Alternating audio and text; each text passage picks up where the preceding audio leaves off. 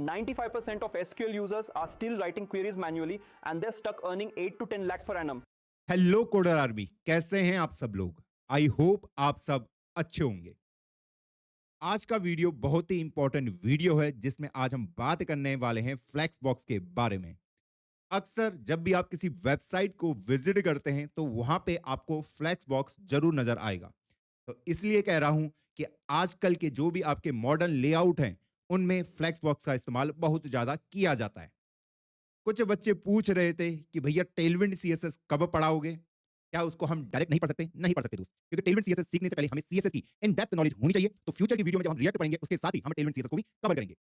अब बातें तो बहुत हो चुकी हैं, अब सीधा शुरू करते हैं मौत के खेल को। शुरू करने से पहले प्लीज वीडियो को लाइक कर दो। आप में से मैक्सिमम बच्चे लाइक नहीं करते हैं, गलत बात है। और एक प्यारा सा कमेंट ड्रॉप कर दो कि बेस्ट वीडियो फॉर फ्लेक्सबॉक्स। तो चलिए हम आते हैं अपनी स्क्रीन पे। कुछ प्रोजेक्ट्स बनाए थे, जैसे कल हम, ये मेरी स्क्रीन थी विंडो की, तो कल हम एक जापान का फ्लैग बनाना चाह रहे थे, अगर आपको याद होगा। हाँ, मान लीजिए मेरे पास कोई एलिमेंट है, मान लो ये मेरी विंडो की स्क्रीन है। हाँ, यहाँ पे मेरे पास कोई एलिमेंट है, कोई डिव है, ये वाली। हाँ, इस डिव को मैं यहाँ पे एकदम सेंटर पे लेके जाना चाहता हूँ।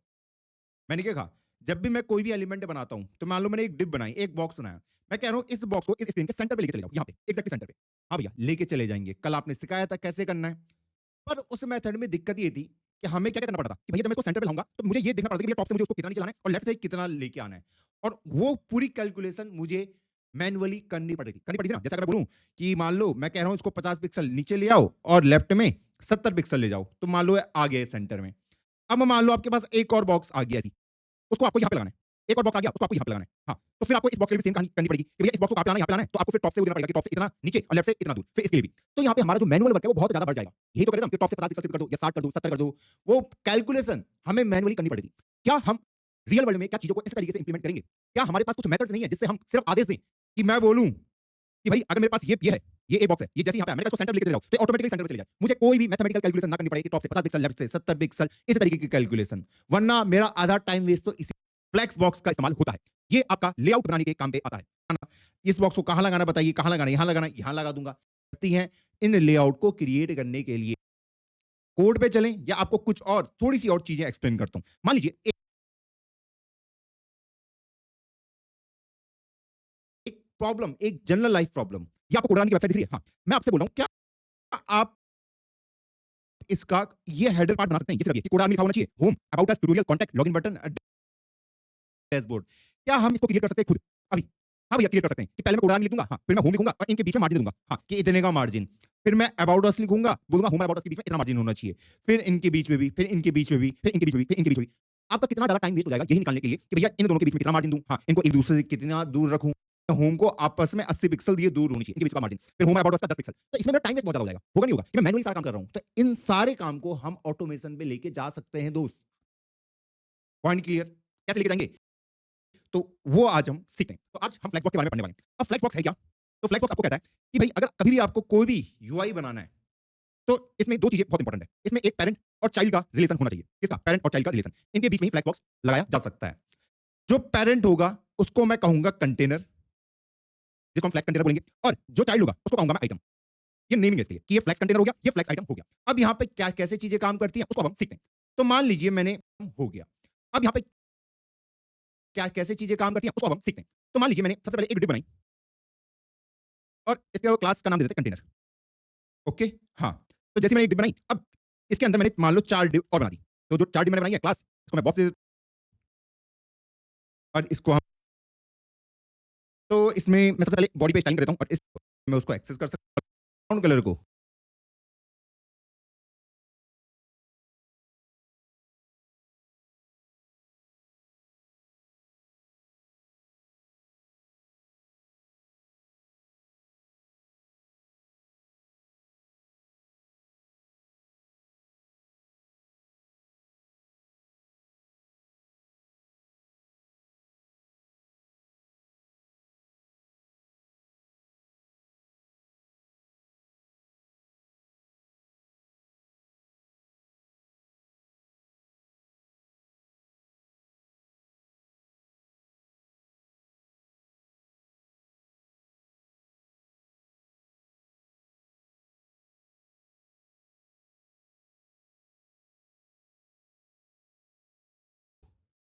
ब्लैक मार्क कर देता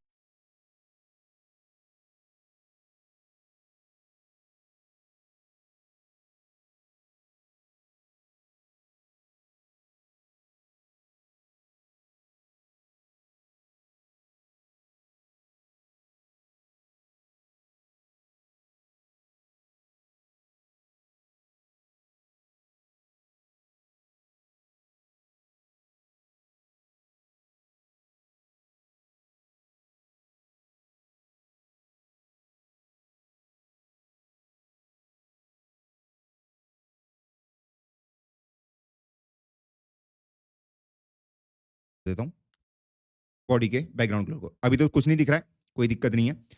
तो हम आ जाते हैं यहाँ पे और अपने इन बॉक्स वालों को कुछ हाइट विड्थ देते हैं। तो डॉट बॉक्स करके मैं उसको एक्सेस कर सकता हूँ। हाँ, इनकी मान लो हाइट मैंने दे दी 100 पिक्सल और विड्थ दे दी 100 पिक्सल।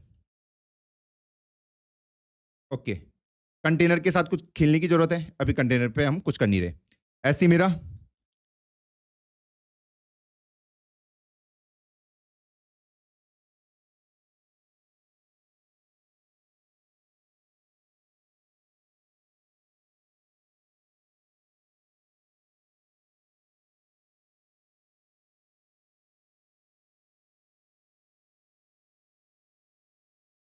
डॉट फर्स्ट वाला हो जाएगा।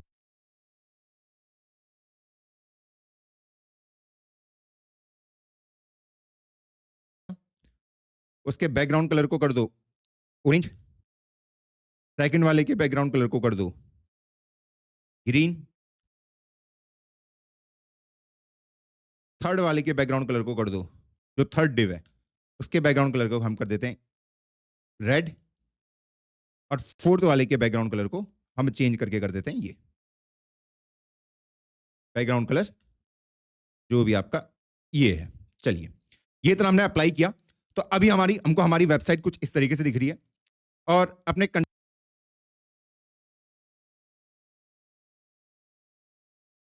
कंटेनर को भी पकड़ते हैं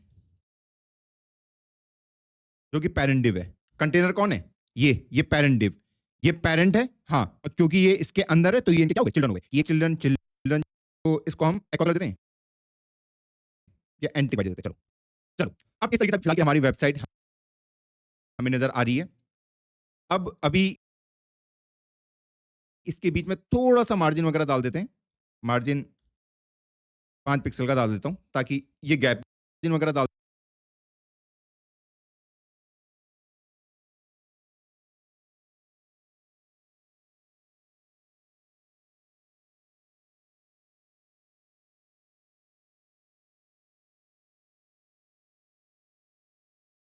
देते हैं। मार्जिन 5 पिक्सल का डाल देता हूं ताकि ये गैप दिखे। चलिए फिर अभी देखो, हमें पता है कि सबसे पहले हमने क्या लिया, एक कंटेनर लिया, ये वाला, ये जो कंटेनर आपको दिख रहा है, ये एको कलर में, ये वाला, ठीक है। इसके अंदर मैंने 4 डिव डाल दी होगी। क्या मैंने यहाँ पे कंटेनर की हाइट कहीं पे मेंशन करी है? नहीं। विड्थ कैसे की होगी? क्योंकि मुझे पता है जो डिव एलिमेंट होता है वो फुल विड्थ लेता है। विड्थ का पता चल गया, हाइट कितनी लेगा? अगर मैंने हाइट मेंशन नहीं करी है, हाइट मेंशन नहीं करी है, इस डिव एलिमेंट में हाइट मेंशन नहीं करी है, तो जितना उसके अंदर कंटेंट प्रेजेंट होता है उतनी वो हाइट ले लेता है। तो ये इसकी हाइट यहाँ तक है। मैं इसकी हाइट मैनुअली भी सेट कर सकता हूँ कि मान लो मैंने इसकी हाइट दे दी 800 पिक्सल, तो आप देखोगे इसकी हाइट बढ़ जाएगी 800 पिक्सल तक। ये देखो, वरना कितनी हाइट लेगा? जितना उसके अंदर कंटेंट प्रेजेंट होगा। ओके, हाँ। अब यहाँ पे अभी हमने डिस्प्ले फ्लेक्स वगैरह कुछ नहीं करा है, ठीक है। अभी फ्लेक्स वगैरह हमने कुछ नहीं लगाया। अब अगर हमें इन आइटम को फ्लेक्स बनाना है, फ्लेक्स बनाने का मतलब क्या है मैं आपको दिखाता हूँ कि मैं ये जो पेरेंट आइटम है इसको मैं करूंगा डिस्प्ले फ्लेक्स। डिस्प्ले फ्लेक्स, आप देखना यूआई में चेंज। जैसे ही मैंने इसको डिस्प्ले फ्लेक्स किया, ये सारे के सारे एक के बाद एक के बाद एक आने लग गए। इसी को कहते हैं फ्लेक्स बनाना। यही आपका फ्लेक्स बॉक्स का कॉन्सेप्ट है कि पहले वो सब के सब अलग अलग लाइन में प्रेजेंट थे। यहां पे मैं इसको शो रिव्यू कराऊं, चलो यहां पे नहीं करेंगे। तो पहले ये सब के सब नीचे ऐसे करके थे, लेकिन जैसे ही मैंने इसको फ्लेक्स मार किया, ये सब के सब एक ही लाइन में आना स्टार्ट हो गए। तो इनका बिहेवियर अचानक से कैसे बन गया? ये थे तो ब्लॉकेबल एलिमेंट, ये जो फर्स्ट था, सेकंड था, थर्ड था, फोर्थ था, एक्चुअली ये सारे ब्लॉकेबल एलिमेंट थे ना। लेकिन जैसे ही मैंने पेरेंट को बोला, पेरेंट का काम है अपने चिल्ड्रन के लेआउट को डिसाइड करना कि वो कैसे दिखेंगे।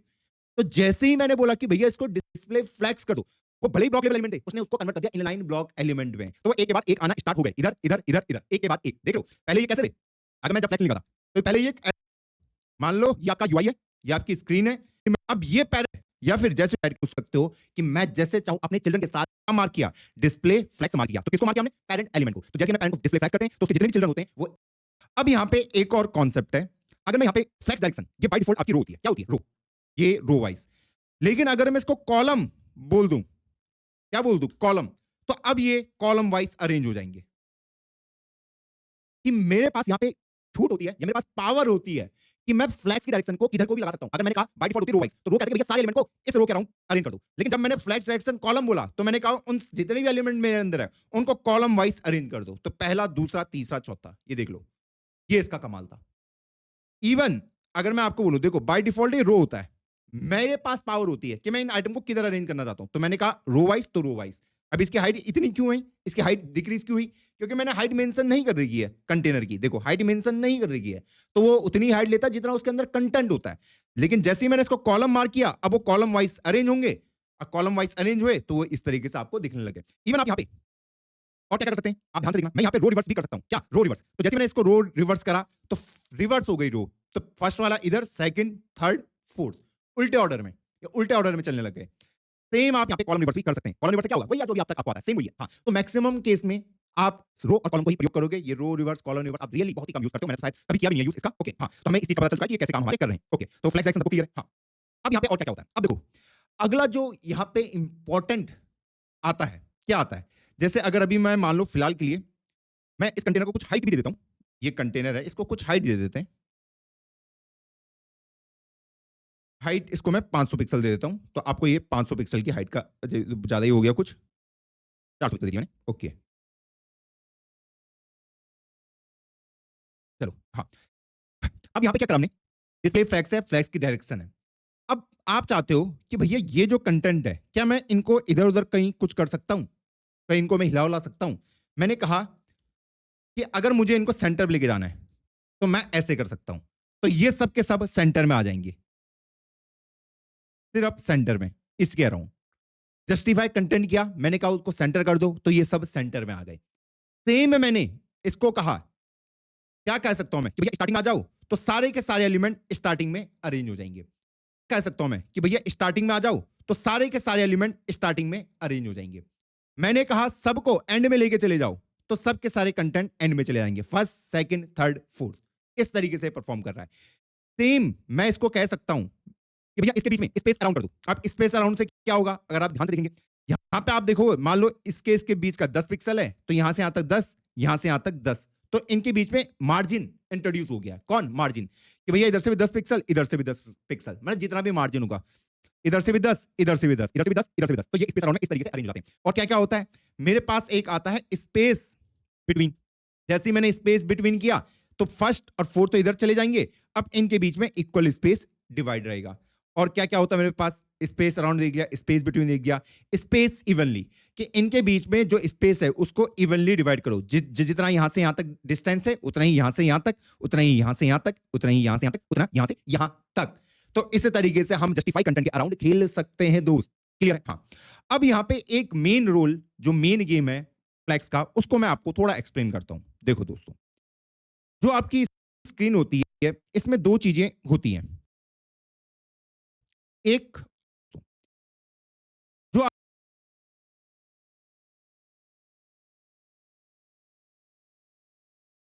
आपकी स्क्रीन होती है, इसमें दो चीजें होती हैं। एक आपकी होती है मेन एक्सिस, और एक होती है आपकी क्रॉस एक्सिस। ओके, तो ये आपकी होगी मेन एक्सिस, और ये हो गई आपकी क्रॉस एक्सिस। अच्छा भैया, ठीक है, समझ आ गया कि भैया जो वर्टिकल होगा उसको क्रॉस एक्सिस बोलेंगे, और जो हॉरिजॉन्टल होगा उसको मेन एक्सिस बोलेंगे। हमेशा ऐसा नहीं होगा दोस्त, ध्यान से सुनो, हमेशा ऐसा नहीं होगा। ये उस केस के लिए है जब मैंने क्या बोला है, कि जब मैंने बोला है कि फ्लैक्स की डायरेक्शन जब रो होगी, तो उस टाइम पे ये हमारी मेन एक्सिस होगी और ये हमारी क्रॉस एक्सिस होगी। लेकिन जैसे ही मैं यहां पे इसको बोल देता हूं कॉलम, इसको बोल देता हूं मैं कॉलम, तो ये चेंज हो जाएंगे। फिर उस केस में जो मेरी वर्टिकल वाली होगी उसको मैं मेन एक्सिस करूंगा, और जो हॉरिजॉन्टल वाली होगी उसको मैं क्रॉस एक्सिस बोलूंगा। पॉइंट क्लियर है? हाँ, क्योंकि हम आइटम को किधर को अरेंज कर रहे हैं, देखो यहां पे अगर आप ध्यान दोगे,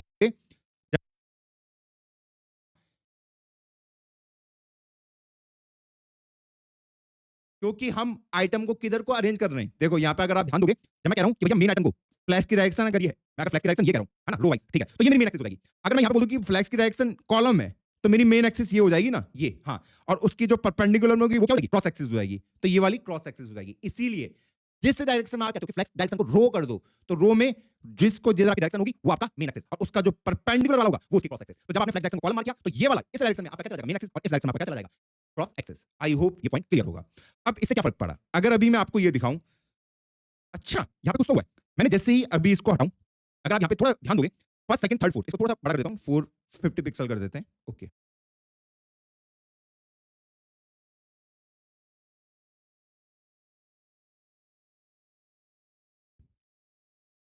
या 500 भी कर सकते हैं हम इसको। चलिए, हाँ। अब अगर मैंने जैसे इसको क्या करा, फ्लैश डायरेक्शन कॉलम करा, तो आपको पता है ये इस तरीके से दिखने लग गया। अब अगर मैं इसको बोलता हूं जस्टिफाई कंटेंट, तो ये जो जस्टिफाई कंटेंट है ये हमेशा मेन एक्सिस पे काम करेगा। किधर? मेन एक्सिस के अराउंड जस्टिफाई कंटेंट। तो अगर मैं इसको सेंटर लिख दूं तो क्या होगा आपके उसमें? ये सेंटर किधर किधर को होंगे? मेन एक्सिस के अराउंड, ऐसे करके, ऐसे में ये सेंटर होंगे। तो आप देख सकते हो ये सब सेंटर हो चुके हैं। मैं आपको इसको थोड़ा सा और बड़ा करके दिखा देता हूं, 600 पिक्सल, तो आपको ये दिख जाएगा कि ये सेंटर एक्चुअल में हो रखे हैं। ये देख लो, ये सेंटर हो चुके हैं। तो जस्टिफाई कंटेंट किधर काम करता है? जस्टिफाई कंटेंट मेन एक्सिस के अराउंड काम करता है, इस बात को याद रखना। ओके, हाँ। तो ऐसे ही अगर मैं इसको कर दूं स्पेस अराउंड, तो आप देखोगे ये इस तरीके से अरेंज हो जाएंगे। स्पेस इवनली कर दिया तो आप सबको पता है कि इवनली डिवाइड हो जाएंगे। ये देख लो, इवनली, जितना स्पेस इधर से इधर, उतना ही बिल्कुल स्पेस बराबर बढ़ चुका है। और अगर मैं इसको एंड कर दूं तो आपको पता है सबके सब एंड में चले जाएंगे। ये देखिए इस तरीके से। तो हमें ये चीज तो अब समझ आ चुकी है। तो अब हमें ये तो पता है, मैं यहां पे लिख भी देता हूं कि जस्टिफाई कंटेंट आपके मेन एक्सिस के अराउंड काम करता है। ओके, हाँ। और मेन एक्सिस डिसाइड कौन करेगा? आपका फ्लेक्स का डायरेक्शन। देखो ये कॉन्सेप्ट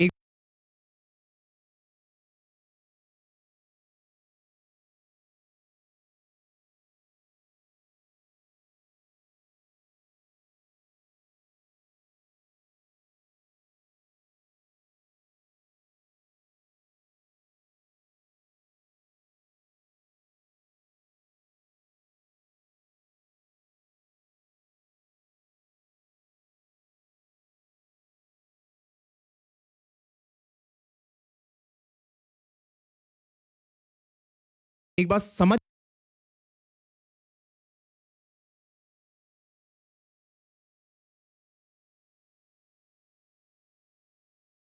जाओगे, सीख जाओगे, बहुत आसान हो जाएगा आपके लिए, जीवन बहुत आसान हो जाएगा। ओके, हाँ। तो जिधर फ्लैश की डायरेक्शन होगी वो मेरी मेन एक्सेस हो जाएगी और उसका अपोजिट क्रॉस एक्सेस। ओके, तो फिलहाल के लिए इसको रो कर देते हैं। तो हमें पता है कि हमारा जस्ट ये कुछ इस तरीके से अभी नजर आएगा। अब यहां पे हमारे पास अगला आता है, मैं इसको सेंटर कर देता हूं। ओके, अगला हमारे पास यहां पे आता है कि मान लो मैंने फ्लैक्स डायरेक्शन तो कर दिया, जिसको मैंने रो वाइज कह रखा है, तो मेरी मेन एक्सिस ये हो गई, इसके अराउंड ये अरेंज हो रखे हैं, और क्रॉस एक्सिस ऐसे हो गई। अब मान लो मुझे इसको क्रॉस एक्सिस के अराउंड सेंटर करना हो, तो कैसे करूंगा? तो इसको मैं कर सकता हूं अलाइन आइटम से। तो अलाइन आइटम जैसे ही मैंने सेंटर किया, तो ये जो अलाइन आइटम है ये क्रॉस एक्सिस पे काम करता है। मैं यहां पे लिख देता हूं align items work around cross axis. तो आपकी क्रॉस एक्सिस कौन सी है? अभी हमारा फ्लैक्स डायरेक्शन रो है, हाँ। तो क्रॉस एक्सिस ऐसे हो जाएगा। तो इस क्रॉस एक्सिस के अराउंड वो सेंटर हो जाए। तो ये आप देख सकते हो, first, second, third, fourth. Cross axis कैसी थी? ऐसे करके थी। तो इनिशियली ये कहां थे? अगर मैं आपको दिखाऊं, इनिशियली ये कहां थे? ये यहां पे थे, यहां पे थे, ठीक है। तो मैंने कहा मैं इनको क्रॉस एक्सिस के अराउंड सेंटर करना चाहता हूं, इस क्रॉस एक्सिस के। तो इन सबको उठा के वो यहां पे लेके आ जाएगा, बिल्कुल सेंटर पे। तो आप देख सकते हो कि मैंने इनको उठा के कहां लेके आ चुका हूं? सेंटर पे लेके आ चुका हूं। वैसे ही मैं इनको एंड पे लेके जा सकता हूं, जहां मर्जी आपको वहां इनको नचाते रहो। ये देखो, तो एंड पे आ गए। आप इनको कैसे भी क्रॉस एक्सिस के अराउंड भी अरेंज कर सकते हैं। अब क्या मैं इन सबको यहां पे सेंटर पे लेके आ सकता हूं? इन चारों को क्या मैं सेंटर पे लेके आ सकता हूं? बिल्कुल ला सकते हैं भैया। अब हमें कोई दिक्कत नहीं है। क्या करना पड़ेगा अगर मैं इसको सेंटर लाना? पहले मैं जस्टिफाई कंटेंट सेंटर करूंगा, हाँ। तो मुझे पता है वो मेरे मेन एक्सिस के अराउंड यहां पे आ जाएंगे। अब यहां से इनको कहां लाना है? यहां पे लाना है, बीच में क्रॉस एक्सिस के सेंटर पे लाना है। तो मैं क्या बोल दूंगा कि भैया इसको कर दो अलाइन आइटम सेंटर। तो ये अब आप देखोगे कितने आसान तरीके से हमने एलिमेंट को इस बॉक्स के अंदर सेंटर कर दिया। कितने आसान तरीके से, सोचो दोस्त, कुछ भी नहीं लगा, हमें कुछ भी समय नहीं लगा। ये सिर्फ कोड लिखा और वो अपने आप भी यहां पे सेंटर आ गए सब। अब आप खुद सोचो, जो कल हमने जापान का फ्लैग बनाया था उसको बनाना कितना आसान हो जाता है इसमें। सिर्फ मुझे पेरेंट वाले को क्या मार्क करना था कि भैया आप फ्लैग से, और मैं अंदर सिर्फ ये बोल देता कि मेरे अंदर जो कंटेंट है एक सिंगल एलिमेंट, उसको जस्टिफाई कंटेंट सेंटर कर दो, अलाइन आइटम सेंटर कर दो, और मेरी प्रॉब्लम सॉल्व हो जाती। होती नहीं होती। जैसे कल हमने करा था, जो हमारे कल जापान वाला फ्लैग था, अगर मैं फिलहाल इसको कमेंट करता हूं, इसको अगर ऐसे हटा दिया मान लो कुछ देर के लिए, ओके, तो आप देखोगे ये बॉक्स यहां आ चुका है। क्योंकि अभी मैंने बाकियों को कमेंट कर दिया। तो मुझे सिर्फ इसका क्या करना पड़ता है, बॉर्डर रेडियस 50%, ये लीजिए, जापान का फ्लैग बन जाता। कितना आसान तरीके से बन जाता, आराम से, कुछ भी नहीं करना था। ये जो डिप थी इसके सेंटर में मुझे इसको ले आना था, तो इतना आसान से बना देता इससे। यहाँ पे मुझे कुछ भी कैलकुलेशन नहीं करनी पड़ती। तो इसको थोड़ा सा अंडू करते हैं। चलिए हम आते हैं ओरिजिनल कोड में, फर्स्ट, सेकंड, थर्ड, फोर्थ। अब यहाँ तक ये सारे कॉन्सेप्ट आपको समझ चुके हैं। तो अगर यहाँ तक सवाल आ गया तो लिख दो हाँ भैया, कॉन्फिडेंस आ रहा है। थोड़े से जो टर्म है टेक्निकल, उनको डाइजेस्ट करने में थोड़ा समय लगेगा, लेकिन वो हैबिट बन जाएगी आपकी। आएंगे, मान लीजिए अगर मैं इसको इंस्पेक्ट पे लेके जाता हूं, ओके, हाँ, तो देखो यहाँ पे आपके पास ये होता है बॉक्स, ओके, एक ये होता है आपके पास, ये वाला, ये बटन, इस पर अगर आप क्लिक करोगे तो यहाँ पे आपको ऑप्शन मिल जाता है कि आपको कौन सी डायमेंशन चूज करनी है। मैंने रिस्पॉन्सिव चूज कर लिया, इसको 100% कर देना। हाँ, अब आप इसके साथ ऐसे करके खेल सकते हैं। ये देखो ऐसे करके कि क्या आपकी वेबसाइट रिस्पॉन्सिव है या नहीं है। तो देखो जैसे जैसे मैं इसको छोटा कर रहा हूँ, ये छोटे होते जा रहे हैं और एलिमेंट बिल्कुल छोटे हो गए, देख रहे हो। हाँ, क्या मैं इसको रिस्पॉन्सिव बोल सकता हूँ, थोड़ा बहुत रिस्पॉन्सिव है। जैसे अगर मैं आपको कोरान की वेबसाइट पे लेके जाता हूँ तो हमें पता है कि हमें अपनी जो वेबसाइट है उसको अलग अलग जगह खोलना पड़ता है। तो मान लो मैं उसको फोन में खोल रहा हूँ, तो फोन में भी वो तमीज से दिखनी चाहिए, भले इस वाले मोड में, तो मेरे जो आइटम्स हैं वो प्रॉपर वे में मुझे दिखने चाहिए। देखो अलग अलग उसमें कि इस वाले डायमेंशन में मेरे ऐप कैसे दिखेगी, इस डायमेंशन में कैसे दिखेगी, इस डायमेंशन में कैसे दिखेगी। तो हमें ना अपना जो वेबसाइट है उसको हमें रिस्पॉन्सिव बनाना पड़ता है कि वो तमीज से काम करे, रिस्पॉन्स करे। ऐसा ना हो कि मैंने वेबसाइट बनाई, जैसे मैंने वेबसाइट को फोन में खोला तो मुझे कुछ पढ़ना नहीं आ रहा, डिजाइन आपके टूटने शुरू हो गए। तो यहाँ पे हम ये जो गोल है हमारा, यहाँ पे हम ये चाहते हैं कि जब मैं इनको छोटा कर रहा हूँ ना ऐसे करके, हाँ, तो मैं चाहता हूँ कि जब ये छोटे हो रहे हैं तो ये अलग उसमें आ जाए, ये छोटा ना होकर नीचे आ जाए, नीचे आ जाए। तो इसको हम कैसे अचीव कर सकते हैं, तो इसको अगर मुझे अचीव करना है तो यहाँ पे हमारे पास आता है फ्लेक्स रैप रैप। तो मैं इसको कह रहा हूँ कि जैसे ही आपको कोई प्रेस करने की कोशिश करेगा, आप नीचे चले जाना, आप कंप्रेस मत होना। देखो कितना बड़े बढ़िया डिजाइन है। तो ये फ्लेक्स लगता है, जब तक आप जा सकते हैं, जब तक नीचे जगह अवेलेबल होगी। तो देखो कितना बढ़िया तरीके से अभी मैंने डेटा दिया है, लेकिन आप उसके बाद ये स्विच होंगे होंगे, ओके, हाँ। तो ये कितना बड़ा रिस्पॉन्सिव बन गया कि जो कंटेंट ऊपर तो नीचे आ गया, ताकि यूजर का एक्सपीरियंस आराम हो, जो अगर इतनी स्क्रीन में मेरी वेबसाइट को विजिट कर रहा है, जो इतनी स्क्रीन में मेरी वेबसाइट को विजिट कर रहा है, जैसे कि अगर आप करोगे तो ये रैप नहीं होगा, ये एक यूज से खुद को स्पीड करने लग जाएगा। जब तक ये छोटा घूम रहा है उसके बाद ये सब आपस में छोटा होने लग जाएंगे, लेकिन जैसे मैं रैप करता हूं वो नीचे चले जाते हैं। तो इस तरीके से कर सकते हैं। और क्या क्या है यहाँ पे फ्लेक्स रैप के पास option, flex wrap, no wrap, wrap reverse, ये भी हमारे पास एक ऑप्शन है। तो ये रैप रिवर्स हो जाएगा और अगर मैं इनको छोटे करने की कोशिश करता हूं तो ये रिवर्स डायरेक्शन में चलेंगे, ठीक, ओके।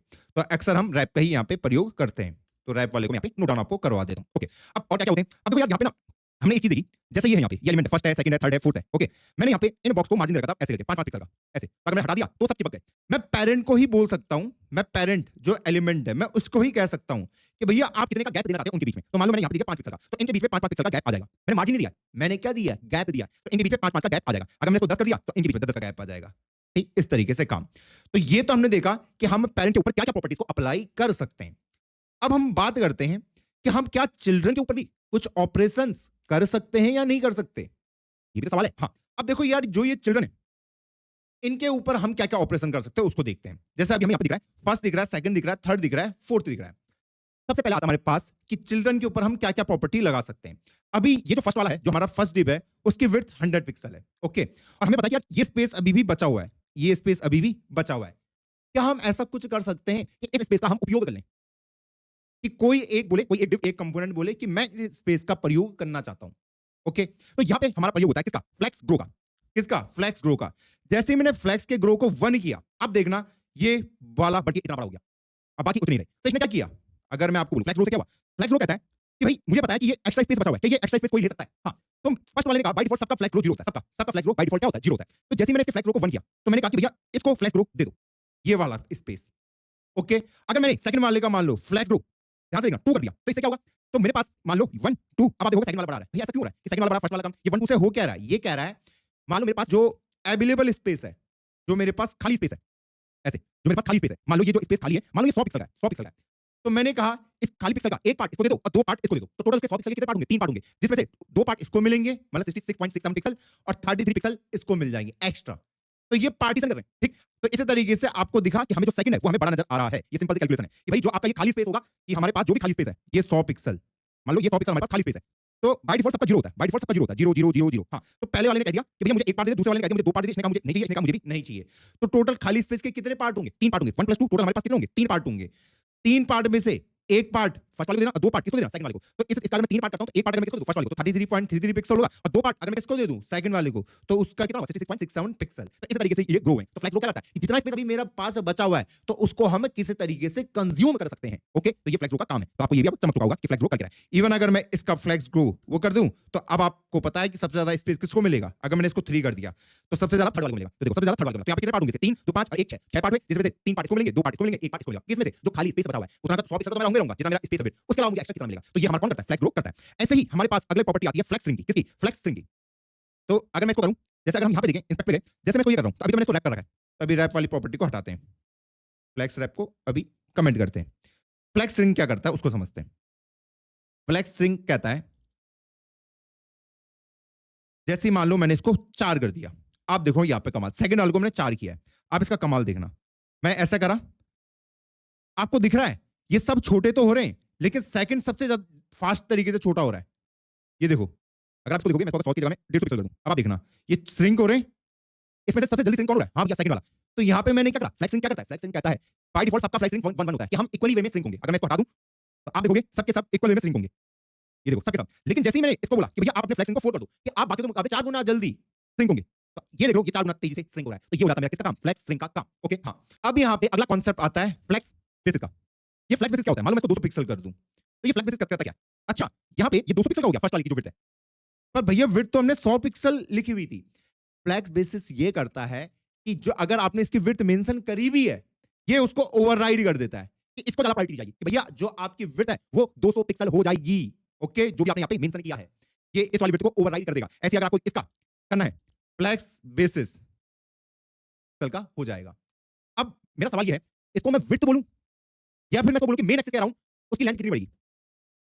अगर मैं यहाँ पे इसको कॉलम मार्क कर देता हूँ, उस केस में क्या होगा? अगर मैं इसको कॉलम मार्क कर देता हूँ, उस केस में क्या होगा? तो इस केस में हाइट बढ़ जा रही है, इस केस में हाइट बढ़ जा रही है। तो मैं ये कह सकता हूँ कि फ्लैक्स बेसिस ये करता है कि मेन एक्सिस के अराउंड जो भी है आपका, उसकी लेंथ को वो इतना कर देगा, 300 पिक्सल कर देगा। तो ये हमारी मेन एक्सिस, जब मैंने कॉलम करा तो कॉलम के अराउंड 22 होगा, तो उस टाइम पे वो विड्थ को इंक्रीज कर देगा। बस यही है। तो फ्लैक्स कॉर्नर आप ध्यान से देखना, इसका नाम है फ्लैक्स बेसिस, इसका नाम विड्थ नहीं है। बहुत लोग कंफ्यूज होते हैं, इसका नाम विड्थ नहीं, विड्थ नहीं है। फ्लैक्स बेसिस का मतलब है अगर रो वाइज है, अगर आपके फ्लैक्स सिलेक्शन रो है तो मार्क किया है, तो आपकी क्या इंक्रीज होगी?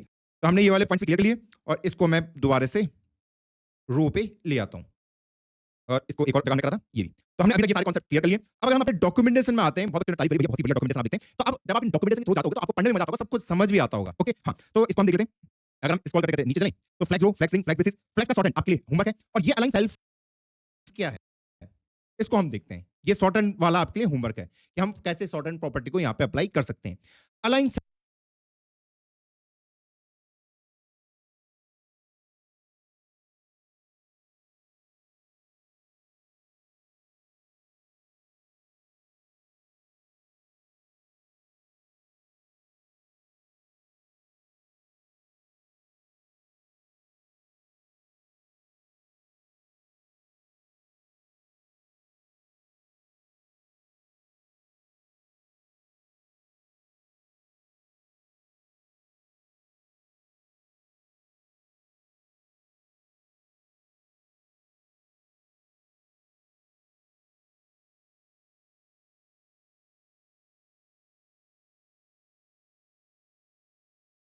सेल्फ क्या होता है, चलिए इसको भी समझते हैं। मान लीजिए मैंने यहाँ पे कुछ काम करा है, कि मान लो मैंने यहाँ पे सारे आइटम को ऐसे कर दिया है कि align item centre, justify content centre, sub centre पे आ गए। सारे आइटम को ऐसे कर दिया है कि align item centre, justify content centre, sub centre पे आ गए। मान लो मैं नहीं चाहता यार इसने तो क्या करा, जितना भी मेरे तीनों चारों बच्चे थे सबको सेंटर में रख दिया, पर मैं चाहता हूं यार ये सेंटर में रहे, ये ऊपर ही रहे, ये अकेला बच्चा ये ऊपर रहे, मैं नहीं चाहता ये सेंटर में जाए। तो इसको मैं खेल सकता हूं। तो मैं क्या करूंगा, फोर्थ वाले जाऊंगा, इस पे मैं यहां पे मैं अलाइन सेल्फ को लिख सकता हूं और उसको मैं मार्क कर सकता हूं फ्लैक्स स्टार्ट। जैसे ही मैंने फ्लैग स्टार्ट लिखा तो आप देखोगे वो स्टार्टिंग में चला गया। अच्छा, मैंने फोर्थ वाले को गलती से कर दिया, मुझे थर्ड वाले को करना चाहिए था, ये लीजिए, तो ये अब स्टार्टिंग में चला गया। बाकी सब अपने नॉर्मल फ्लो में, सब सेंटर पे, लेकिन मैं चाहता ये यहां ना रहे, ये अपने फ्लो को तोड़ के बाहर आ जाए। तो इसको मैंने फ्लो को तोड़ के क्रॉस एक्सिस के अराउंड इसको मैं बाहर लेके आ गया। इवन मैं इसको यहां भी लगा सकता हूं, कहीं भी मैं इसको लेके जा सकता हूं। तो आप देख सकते हो फ्लैग स्टार्ट, मैं उसको फ्लैक्स के एंड पे भी लेके जा सकता हूं, ये देखिए, तो फ्लैक्स एंड पे चला जाएगा। इस तरीके से आप उसके साथ कुछ भी काम कर सकते हैं। तो ये जो प्रॉपर्टी रही, ये हमने अब फ्लैक्स के बारे में पढ़ लिया। तो अब हमें सारे कॉन्सेप्ट क्लियर हो चुके हैं। तो एक बार अगर मैं आपको बोलूं कि हमारे पास फ्लैक्स होता है और एक cross axis, revision, main axis और क्रॉस एक्सिस हमें पता है। उसके बाद हमने देखा जो कंटेनर होगा, फ्लैक्स कंटेनर, उसकी कुछ प्रॉपर्टी हमने पढ़ी कि उस पे हम फ्लैक्स लगा सकते हैं, फ्लैक्स डायरेक्शन लगा सकते हैं, हम उसको बता सकते हैं, जस्टिफाई कंटेंट वगैरह प्रॉपर्टी हम लगा सकते हैं, अलाइन आइटम्स की हम लगा सकते हैं, और हम यहाँ पे फ्लैक्स को लगा सकते हैं। ये सारे हमने किस कंटेनर में। अब जो उसका चाइल्ड होगा फ्लैक्स आइटम, उसके अंदर हम ग्रो कर सकते हैं, फ्लैक्स ग्रो लगा सकते हैं, फ्लैक्स स्ट्रिंग लगा सकते हैं, फ्लैक्स बेसिस लगा सकते हैं, और अलाइन सेल्फ लगा सकते हैं। तो ये सारी प्रॉपर्टी हमने अब सीख लिया आज के लेक्चर में। तो अब हम एक काम करते हैं, अब हमने इतना सीख लिया है, अब हम चलते हैं एक वेबसाइट के ऊपर जहां पे हम अपने फ्लैक्स बॉक्स की जो स्किल्स हैं उसको और ज्यादा इनहेंस करते हैं। तो आप आ सकते हो इस वेबसाइट पे flexboxfroggy.com, बहुत ही बढ़िया वेबसाइट है, मेरे टाइम पे भी मैंने इस्तेमाल करी थी इसको। तो यहाँ पे एक ये फ्रॉग है और इसको आपको इस गोले के अंदर डालना है। ओके, हाँ। तो यहाँ पे इसने आपको दे रखा है ऑलरेडी कमांड, अगर आप यहाँ पे रीड करोगे कि यहाँ पे आपको डिस्प्ले फ्लैक्स, यहाँ पे आप क्या कमांड लिखोगे कि ये इसके अंदर चले जाए।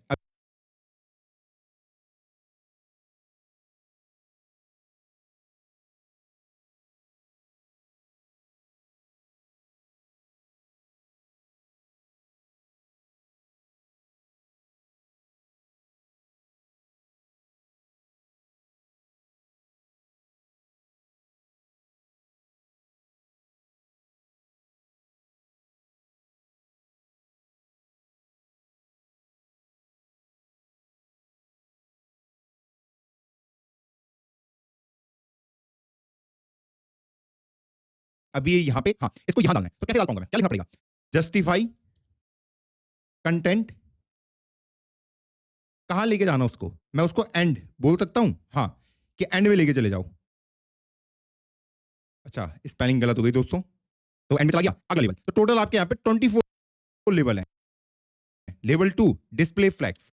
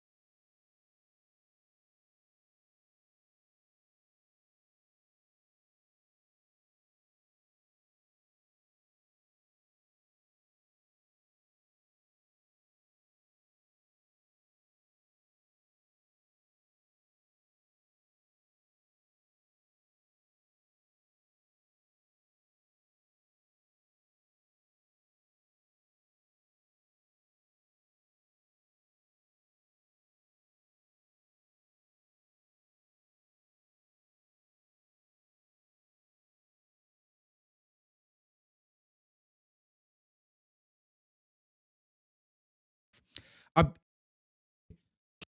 फेस नहीं, इवनली वाला नहीं है, करते जाना है और ये अभी तो अलाइन अंदर चले गए, चीज नोटिस करा, लेवल बढ़ते जाएंगे और आपको ये 24 के 24 लेवल पार करने, तो इसमें आओ प्रैक्टिस करो। ओके, अब हम आते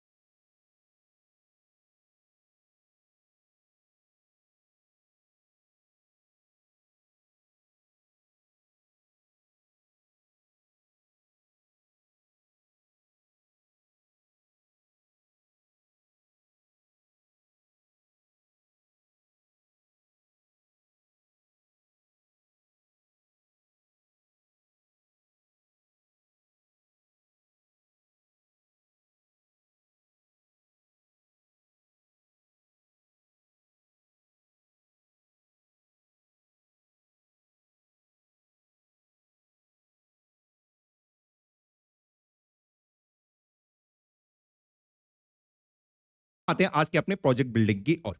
आपने क्या यहाँ पे एक चीज नोटिस करा कि हमने अपने फ्लेक्स बॉक्स को जब हमने कहा था ये वन डायमेंशनल लेआउट है, ऐसा हमने क्यों कहा? क्योंकि आपको पता होगा कि हमारे पास क्या होता है, एक पेरेंट होता है। हाँ, अब ये जो पेरेंट के अंदर जितने भी एलिमेंट है, हाँ, इनको मैं एक एक्सिस के अराउंड अरेंज कर सकता हूं। या तो मैं सबको इस वाले एक्सिस के अराउंड अरेंज कर दूं, हाँ, तो इसको हमने क्या कर दिया, ये वन डायमेंशनल लेआउट है। या तो उनको इधर को अरेंज कर दूं, या फिर मैं उन सबको ऐसे करके कॉलम वाइज कॉलम में अरेंज कर दूं, तो उस केस में ये ऐसा दिखेगा। तो इसीलिए इसको हम क्या कहते हैं, वन डायमेंशनल लेआउट। दोस्तों क्या कहते हैं, वन डायमेंशनल लेआउट। इसको थोड़ा सा बड़ा कर देते हैं और बड़ा कर देते हैं, तो इस तरीके से अब यहाँ पे नजर आएगा कि भैया या तो मैं उनको ऐसे करके अरेंज कर दूं इस डायमेंशन में, या फिर मैं वाई डायरेक्शन में उनको अरेंज कर दूं। इसलिए हम फ्लेक्स बॉक्स को क्या कहते हैं, वन डायमेंशनल लेआउट। कि भैया जो हम लेआउट क्रिएट कर रहे हैं, जो आइटम को हम अरेंज कर रहे हैं, हम उसको वन डायमेंशन में ही अरेंज कर सकते हैं। या तो सबको मैं इधर को कर दूं, या सबको मैं इधर को कर दूं। ओके, हाँ भैया, अब ये तो मैं समझ आ गया। अब हम आज अपना एक प्रोजेक्ट बना रहे हैं जो कि होगा हमारे पास लॉगिन फॉर्म। क्या होगा, लॉगिन फॉर्म। तो लॉगिन फॉर्म हमारा कैसा दिखता है, ये मान लो मेरी स्क्रीन है, तो मुझे पता है कि वो यहाँ पे कुछ ऐसा दिखेगा। हाँ, जहाँ पे कुछ कंटेंट लिखा होगा लॉगिन ऐसे करके। हाँ, उसके बाद मैं इसको थोड़ा सा छोटा कर दूं, मीडियम कर देते हैं। फिर उसके बाद हमारा कुछ ऐसा दिखेगा यूजर नेम। ऐसे ही हमारे पास एक होगा पास ये लॉगिन बटन, एक लॉगिन बटन जिससे मैं लॉगिन हो जाऊंगा। तो ये मेरी स्क्रीन रही जहां पे मुझे ये देखो, हर किसी वेबसाइट में अभी हम के ऊपर और इसको क्रिएट करने की कोशिश